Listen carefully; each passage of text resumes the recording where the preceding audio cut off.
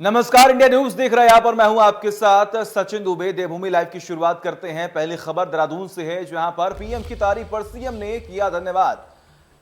क्यारकुली गांव में संवाद के दौरान सीएम की तारीफ की थी। पीएम ने सीएम को बताया था मेहनती।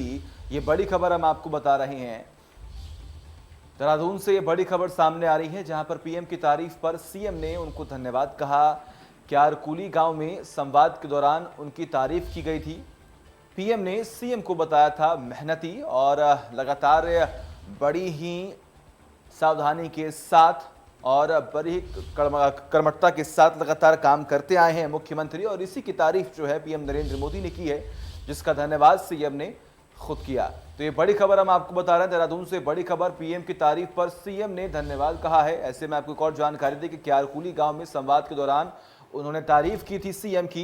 पीएम ने सीएम को बताया था मेहनती, और इसी पर सीएम ने उन्हें धन्यवाद कहा है। क्यारकुली गांव में संवाद के दौरान उन्होंने सीएम की तारीफ की थी। जो कार्य सीएम द्वारा किए जा रहे हैं, जो मेहनत सीएम द्वारा किए जा रहे हैं, उसकी तारीफ की है।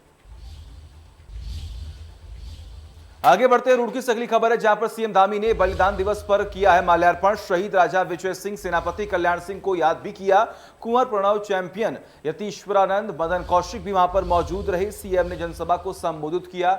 ये बड़ी खबर हम आपको बता रहे हैं, रुड़की से आ रही है, जहां पर सीएम धामी ने बलिदान दिवस पर माल्यार्पण किया है। कौन कौन से बड़े चेहरे मौके पर मौजूद थे, ये भी मैं आपको बता रहे हैं। शहीद राजा विजय सिंह, सेनापति कल्याण सिंह, कुंवर प्रणव चैंपियन यतीश्वरानंद, मदन कौशिक भी इस कार्यक्रम में शिरकत करने के लिए पहुंचे थे। तो सीएम ने जनसभा को संबोधित भी किया।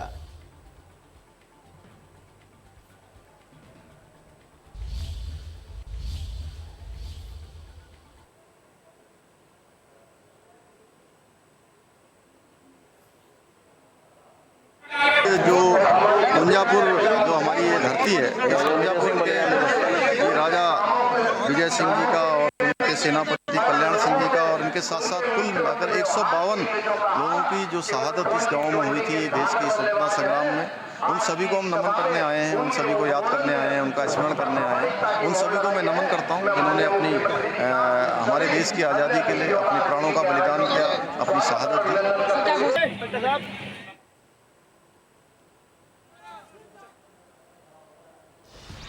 और तमाम जानकारी के लिए हमारे साथ हमारे सहयोगी रुड़की से प्रिंस जुड़े हुए हैं। प्रिंस, क्या रहा पूरा कार्यक्रम? जी बिल्कुल, आपको बता दूं कि आज मुख्यमंत्री पुष्कर सिंह धामी रुड़की के भगवानपुर क्षेत्र के बलसवा गाज में पहुंचे थे, जहां पहुंचकर आज उन्होंने शहीद राजा विजय सिंह और सेनापति जो हैं उनके वहां पर माल्यार्पण, उनकी प्रतिमा पर माल्यार्पण किया। उसके बाद उन्होंने एक जनसभा को भी वहां पर संबोधित किया, जिसमें बात की जाए तो क्षेत्रीय विधायक कुंवर प्रणव सिंह चैंपियन, रुड़की विधायक तक तमाम विधायक और तमाम मंत्रीगण वहां पर मौजूद रहे हैं। वहीं मुख्यमंत्री पुष्कर सिंह धामी ने इस मौके पर कहा कि आज शहीद जो इनके शहीदों को यहाँ याद किया गया है, इन्हें माल्यार्पण किया गया है। इस मौके पर वे पहुंचे। उसके बाद वहां से उनका कार्यक्रम रुड़की का था। उसके बाद रुड़की में पहुंचे, जहां पर जो भाजपा के नेता हैं श्यामवीर सैनी, उनकी पत्नी का भी कुछ दिन पहले निधन हो गया था। उन्हें वहां सांत्वना देने के लिए यहाँ पर मुख्यमंत्री पुष्कर सिंह धामी पहुंचे थे। जी बिल्कुल प्रिंस, अगर हम बात करें तो जब मुख्यमंत्री यहाँ पर पहुंचे, तमाम बड़े चेहरे जब यहाँ पर पहुंचे, तो कहने जन सैलाब जो है उमड़ा है। यानी कहीं ना कहीं लोग जो है वो खास तौर पर जो कार्यक्रम या फिर जो तमाम योजनाएं पहुंचाई जा रही हैं आम जनता तक, उससे काफी खुश हैं आप जितने भी वहां पर स्थानीय लोग हैं। जी बिल्कुल, कहीं ना कहीं आपको बता दूं कि बात की जाए तो ये मुख्यमंत्री धामी लगातार ताबड़तोड़ जो बात की जाए रैलियां कर रहे हैं, जगह जगह जा रहे हैं, जगह जगह जाकर लोगों के बीच में जा रहे हैं, जिससे लोगों में भी, क्योंकि युवा मुख्यमंत्री होने के कारण लोगों में भी इनको लेकर उत्साह, खासा उत्साह देखने को मिल रहा है। और युवा मुख्यमंत्री का चेहरा होने के कारण तमाम घोषणाएं भी वो कर रहे हैं। और बात की जाए तो घोषणाओं के साथ साथ मुख्यमंत्री का यह भी कहना है कि जो घोषणाएं उनके द्वारा की जा रही हैं, उन घोषणाओं को पूरा भी किया जा रहा है। सरकारी जो नौकरियां हैं, बेरोजगारों के लिए नौकरियां भी खुली जा रही हैं। देखने वाली बात यही होगी कि 2022 नजदीक है और 2022 को लेकर जो है तमाम घोषणाएं भी की जा रही हैं, और इनको लेकर लोगों को जो है जो जिस तरह की बातें बताई जा रही हैं, इन सबको लेकर कहीं ना कहीं लोगों में एक खासा उत्साह देखने को मिल रहा है। लेकिन ऐसे में अगर हम बात करें प्रिंस, तो कहने का एक पॉलिटिकल एंगल भी इसमें खोजने की पूरी कोशिश जो है वो विपक्ष कर रहा है। उनकी तरफ से साफ तौर पर यह जिक्र किया जा रहा है कि आने वाले वक्त में कहीं ना कहीं उत्तराखंड से बीजेपी जाने वाली है, इसलिए लगातार इतनी रैलियां की जा रही है, इतनी घोषणा की जा रही है। जी बिल्कुल, कहीं न कहीं ये बात देखी जा सकती है, विपक्ष जो है पूरी तरह से जो है भाजपा सरकार को घेरने की तैयारी कर रहा है। साफ तौर पर उनका कहना है कि सरकार ने पिछले 4 साढ़े 4 साल अब तक कुछ नहीं किया और आखिरी समय जैसा कि अब आ गया है, 6 महीने का समय रहेगा, जिसको लेकर ताबड़तोड़ रैलियाँ की जा रही हैं और ताबड़तोड़ घोषणाएँ भी की जा रही हैं। तो कहीं न कहीं विपक्ष का ये भी कहना है और विपक्ष का मुद्दा ये भी है कि ठीक है, बिल्कुल प्रिंस, आप लगातार बने रहिए हमारे साथ। अगली खबर पर आपसे अपडेट जरूर लेंगे। आगे बढ़ते हैं। बीते दिनों राज्य सरकार के श्रीनगर को नगर निगम बनाने की घोषणा की थी, जिसके बाद से ही इसे लेकर जुबानी जंग हो रही है। कुछ दिनों पहले पूर्व नगर पालिका अध्यक्ष पूनम तिवारी ने कैबिनेट मंत्री धन सिंह रावत पर नगर पालिका के बजट को रोकने का आरोप लगाया था। इस मामले में जवाब में कैबिनेट मंत्री धन सिंह रावत ने पलटवार किया। कैबिनेट मंत्री धन सिंह रावत ने कहा कि पूरे प्रदेश में सबसे ज्यादा बजट श्रीनगर नगर पालिका को दिया गया है। उन्होंने कहा कि श्रीनगर नगर पालिका के 10 सभासद उन्हें मिले थे। उन्होंने पालिका में भ्रष्टाचार की शिकायत उन्होंने उनसे की है, जिसे देखते हुए वे नगर पालिका में हुए भ्रष्टाचार की जांच करवाएंगे। बता दें, कुछ दिन पहले पूर्व नगर पालिका अध्यक्ष पूनम तिवारी ने प्रेस कॉन्फ्रेंस के जरिए धन सिंह रावत पर हमला बोला था। उन्होंने कहा था कि सरकार के कैबिनेट मंत्री नगर में कांग्रेस के अध्यक्ष को नहीं रखना चाहते, इसी कारण वे नगर पालिका को भंग कर नगर निगम बना रहे हैं। है कि ये सबको पता है कि श्रीनगर नगर पालिका जब से मैं मंत्री बना तब से सर्वाधिक पैसा अगर किसी को मिला है तो श्रीनगर नगर पालिका को मिला है। और ये ज़रूर है कि आज मुझे 10 सभासदों ने लिख के दे रखा है कि श्रीनगर नगर पालिका में जो पैसे का जो है उसमें कई गड़बड़ हुई है। तो मैं इसकी जांच कराऊंगा कि जो पैसा मैंने दिया है इसका सदुपयोग हुआ है या नहीं हुआ है।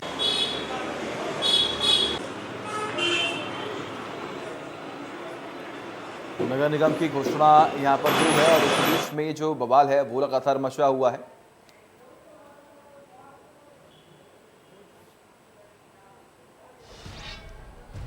आगे बढ़ते हैं। चमोली से अगली खबर है, जहां पर लापता 4 जवानों के शवों को हेलीपैड लाया गया है। जवानों के शवों का पोस्टमार्टम भी कराया गया। नौसेना के 5 लापता पर्वतारोहियों में से 4 के शव मिले हैं। लेफ्टिनेंट कमांडर रजनीकांत यादव का पार्थिव शरीर मिला। लेफ्टिनेंट कमांडर योगेश त्रिपाठी का भी पार्थिव शरीर मिला है। लेफ्टिनेंट कमांडर अनंत कुकुरेती का भी पार्थिव शरीर मिला है। एमसीपीओ हरिओम का भी पार्थिव शरीर मिला। लगभग 65,000 मीटर पर हिमस्खलन से हुआ था हादसा, जहां पर ये सभी जवान जो हैं वो लापता हो गए थे। और तमाम जानकारी के लिए हमारे साथ देवेंद्र रावत जुड़े हुए हैं। देवेंद्र, फिलहाल अगर हम बात करें तो अपने आप में एक दुखद खबर जो है वो सामने आई है। हालांकि ये हादसा कुछ दिनों पहले हुआ था, लेकिन अब जाकर उनके पार्थिव शरीर जो हैं वो बरामद कर लिए गए हैं। जी देखिए, जो चमोली जिले के त्रिशूल पर्वत है, इस पर ये पर्वतारोहण को गए थे दल।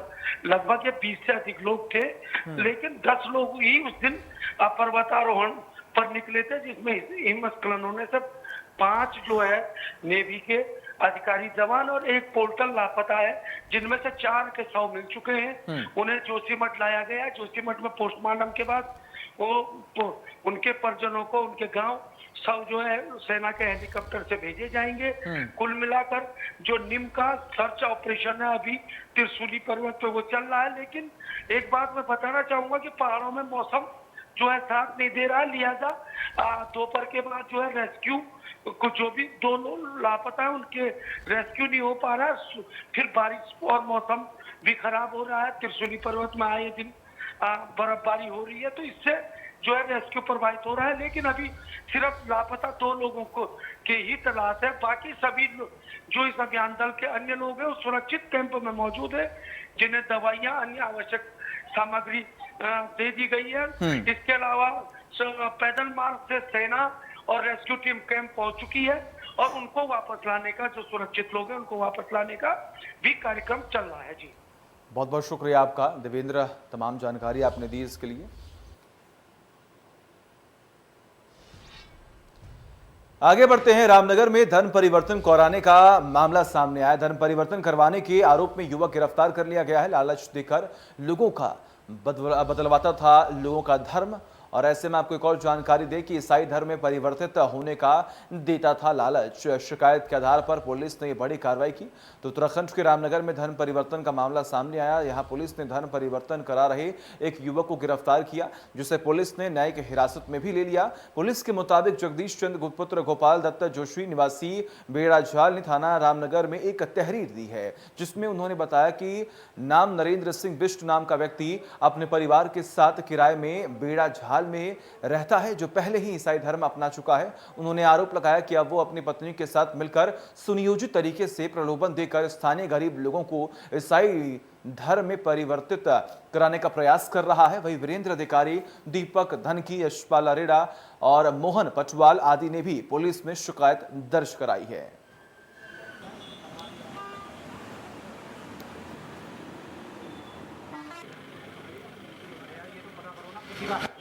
ये बेड़ाझाल साइड का एक मामला आया है, जिसमें एक दंपति ईसाई कम्युनिटी से ताल्लुक़ रखते हैं, किराए पे रह रहे थे, और जिसमें पता लगा कि वो बिना वेरिफिकेशन कराए किराए पे रह रहे थे।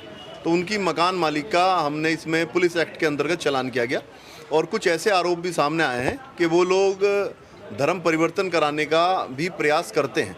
तो इस आरोप की भी जांच की जा रही है। आगे बढ़ते हैं। रुड़की से अगली खबर है, जहां पर असामाजिक तत्वों ने चर्च में तोड़फोड़ की है। चर्च में लोगों के साथ मारपीट की गई। मारपीट में कई लोग गंभीर रूप से घायल हो गए। महिलाओं और बुजुर्गों को पर भी हमला कर दिया गया। सिविल लाइन कोतवाली का यह पूरा मामला मैं आपको बता रहे हैं, जहां पर कुछ अराजक तत्व जो है वो पहुंचे और उन्होंने ईसाई धर्म के लोगों से मारपीट की। चर्च में आप देख पा रहे हैं किस तरीके से तोड़फोड़ मचाई है। सारी चीजों को उथल पुथल कर दिया, क्षतिग्रस्त कर दिया, और उसके बाद मौके से भागने में सफल हो गए। बुजुर्ग भी थे मौके पर, कुछ महिलाएं भी थी, उनको भी चोटें आई हैं। और कहीं ना कहीं जब ये पूरा हादसा हुआ, उसका तुरंत पुलिस को सूचना दी गई। पुलिस मौके पर पहुंची है, जांच लगातार जारी है।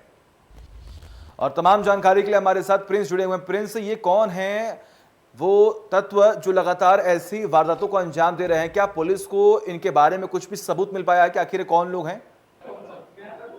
जी बिल्कुल, आपको बता दूं कि पूरी घटनाक्रम जो है रुड़की के सोलानीपुरम का है। रुड़की के सोलानीपुरम में एक चर्च बताया जा रहा है, जिस चर्च में जो आरोप लगाया गया है चर्च की तरफ से कि आज सुबह तकरीबन वहां पर जो पूजा चल रही थी, और पूजा के दौरान तकरीबन 300 से 400 लोग वहां पर आए, और वहां पहुंचकर उन्होंने वहां गाली गलौच और तोड़फोड़ करनी शुरू कर दी।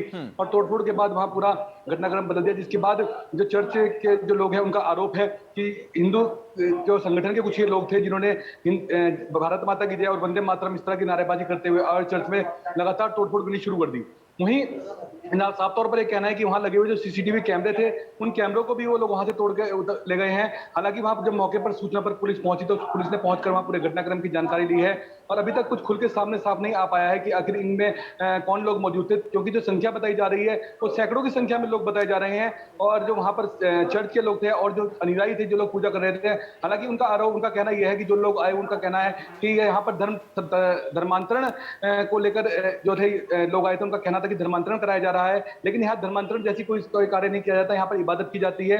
अब देखने वाली बात यही है कि आसपास के क्षेत्रवासियों का भी कहीं ना कहीं कुछ दिन से आरोप था कि इस चर्च में यहाँ पर धर्मांतरण कराया जा रहा है, लेकिन अभी तक इस बारे में कोई पुष्टि जो है साफ तौर पर नहीं हो पाई है। और जिन लोगों ने वहां पर हमला कराया, भी पुलिस उनकी सबकी तलाश कर रही है, और तलाश के आधार पर मुकदमा दर्ज करने की भी तैयारी कर रही है। अब सामने खुलकर आ पाएगा कि किन लोगों के द्वारा कृत्य किया गया है। ठीक है, बिल्कुल प्रिंस। ऐसे में देखिए खबर ये भी सामने आ रही है कि महिलाएं और कुछ बुजुर्ग जो है वो घायल हुए हैं, उनके हेल्थ को लेकर क्या अपडेट है? जी बिल्कुल, कहीं ना कहीं आपको बता दूं कि इसमें जो लोगों के द्वारा कहना है, इसमें तकरीबन 7 से 8 लोग ऐसे हैं जो घायल हुए हैं, जिनमें से कुछ गंभीर रूप से घायल हैं, जिन्हें हायर सेंटर के लिए देहरादून में रेफर किया गया है, और भारी चोटें भी आई हैं। और तोड़फोड़, जैसे कि तस्वीरों में आप साफ तौर पर देख सकते हैं, वहाँ भारी तोड़फोड़ हुई है। तोड़फोड़ की स्थिति भी साफ तौर पर दिखाई दे रही है, जिसको लेकर अब पुलिस पूरे घटनाक्रम की जांच कर रही है। और कहीं ना कहीं पुलिस का साफ तौर पर कहना है कि जो भी इसमें दोषी होगा उसके खिलाफ कार्रवाई की जाएगी। हालांकि सीसीटीवी कैमरे वहां पर मौजूद नहीं है, लेकिन आसपास के सीसीटीवी हैं वो खंगाले जा रहे हैं, और सीसीटीवी खंगाल के साफ तौर पर पुलिस का कहना है कि इसमें जो भी सीसीटीवी में आएगा उसके खिलाफ सख्त से सख्त कार्रवाई करने के बाद मुकदमा दर्ज किया जाएगा, और जो दोषी के खिलाफ कार्रवाई की जाएगी। ठीक है, बिल्कुल। बहुत बहुत शुक्रिया आपका तमाम जानकारी के लिए। लगातार नजर आप बनाए रखिए, तमाम अपडेट्स हम आपसे लेते रहेंगे। आगे बढ़ते हैं उत्तरकाशी से अगली खबर है, जहां पर नदी में डूबी कार सहित 2 लोग डूबे। एनडीआरएफ एसडीआरएफ की टीम मौके पर पहुंची हुई है, सर्च ऑपरेशन चला रही है। क्रेन के जरिए वाहन को निकाला जाएगा। पूरी कोशिश यहां पर की जा रही है, क्रेन के जरिए उस कार को निकाला जाए। आप देख पा रहे हैं किस तरीके से एनडीआरएफ और एसडीआरएफ की टीम जो है वो मौके पर पहुंची हुई है। लगातार रेस्क्यू ऑपरेशन चलाया जा रहा है। यह हादसा हुआ और फिर इसके बारे में तुरंत पुलिस को सूचना दी गई, जिसके बाद तुरंत ही रेस्क्यू टीम को बुलाया गया। रेस्क्यू टीम के साथ आप देख पा रहे हैं तमाम ऑफिसर्स भी मौके पर मौजूद हैं, आसपास के इलाके के जो लोग थे वो भी मौके पर मौजूद हैं। पूरी कोशिश यहां पर की जा रही है कि क्रेन के जरिए सबसे पहले तो कार को बाहर निकाला जाए और अलग अलग जगहों पर तमाम जो टीम है वो पहुंची हुई, जो लोग शामिल थे, जो लोग कार में मौजूद थे, उन्हें भी जल्द से जल्द बाहर निकाला जाए। तो उत्तरकाशी से बड़ी खबर सामने आ रही, जहां से नदी में कार जो है वो डूबी है, कार सहित 2 लोग भी डूब गए हैं। ये बड़ी खबर हम आपको बता रहे हैं। एनडीआरएफ एसडीआरएफ टीम चला रही है सर्च ऑपरेशन।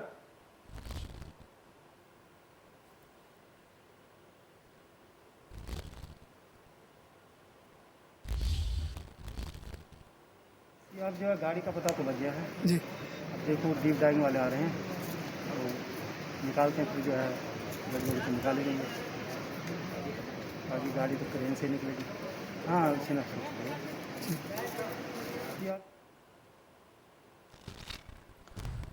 आगे बढ़ते हैं। हरिद्वार से अगली खबर है। पतंजलि कन्या गुरुकुलम में साध्वी ने की आत्महत्या। जी हां, ये बड़ी खबर हम आपको बता रहे हैं। 24 साल की युवती ने 3rd फ्लोर से कूदकर अपनी जान दे दी। मध्य प्रदेश की रहने वाली थी युवती। सुसाइड नोट में जीवन से मोह भंग होने का किया जिक्र। बहादुराबाद थाना पुलिस जांच में जुटी हुई है। हरिद्वार से बड़ी खबर हम आपको बता रहे हैं। 24 साल की युवती ने 3rd फ्लोर से कूदकर अपनी जान दे दी है।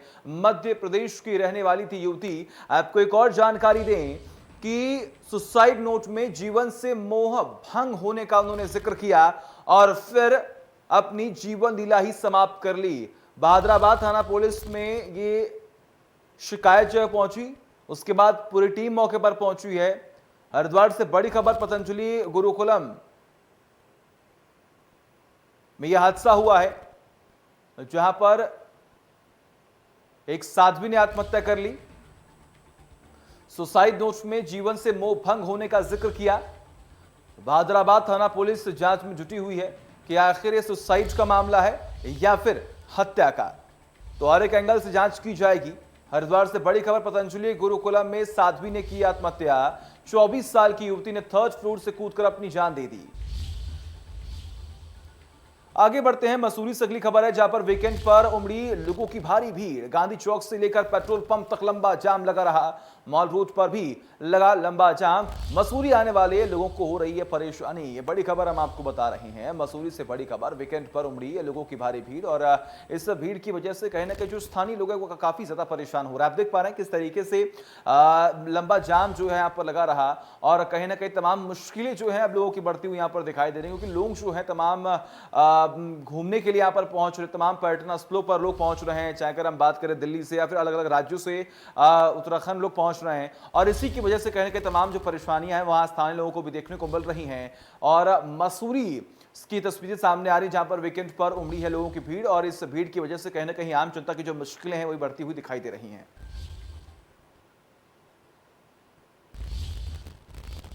चलिए, वक्त एक छोटे से ब्रेक का। खबरों का सिलसिला लगातार जारी है।